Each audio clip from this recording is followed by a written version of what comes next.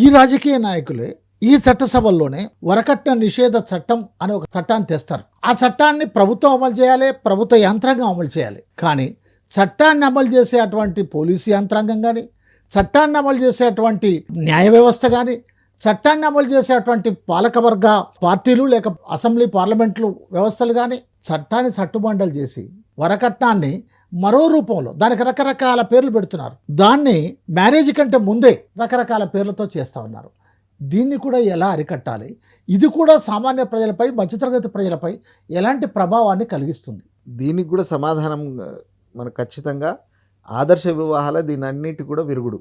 ఎట్లా అంటే పిల్లలు కనుక తమకు ఇష్టమైన భాగస్వామిని ఎంచుకొని వాళ్ళ ఇష్ట ప్రకారంగా కనుక పెళ్లి చేసుకున్నప్పుడు కట్న ప్రసక్తి లేకుండా ఉంటుంది. ఇక్కడ కట్నం కూడా ఇది ఒక చెక్ పెట్టినట్టు వాళ్ళం అవుతాము. ఎందుకంటే ఈరోజు చట్టం చేసే వాళ్ళు కానీ, చట్టాన్ని కాపాడే పోలీసులు కానీ వాళ్ళ పిల్లలకు సైతం వరకట్నం కానీ, డబ్బుల రూపం కానీ, భూములు కానీ అన్నీ ఇచ్చే పరిస్థితిలోనే ఉన్నారు.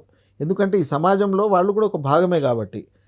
వీటన్నిటికీ కాకుండా అందరినీ అబ్బాయిని కానీ అమ్మాయిని కానీ ఒకే రకంగా కనుక చూసి వాళ్ళని ఒకే రకంగా అభివృద్ధి చేసినప్పుడు ఆస్తులు పంచి ఇవ్వండి, వాళ్ళకు సమానమైన ఆస్తిలో వాటాలు ఇవ్వండి.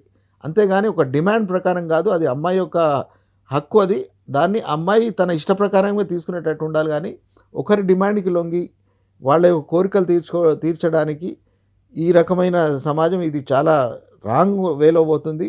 వీటన్నిటికీ చెక్ పెట్టాలంటే కూడా ఖచ్చితంగా మనం పిల్లలకు, ఆడపిల్ల కావచ్చు, మగపిల్ల వాళ్ళు కావచ్చు, వాళ్ళను ఆ స్వేచ్ఛను కలిగించాలి. వాళ్ళను బాధ్యతాయుతమైన పౌరులుగా తీర్చిదిద్ది వాళ్ళను హక్కులతో పాటు వాళ్ళ బాధ్యతలు కూడా మనం గుర్తెరిగిన ఆ రకంగా పెంచినప్పుడు ఖచ్చితంగా ఎవరి భాగస్వామిని వాళ్ళే ఎంచుకుంటారు.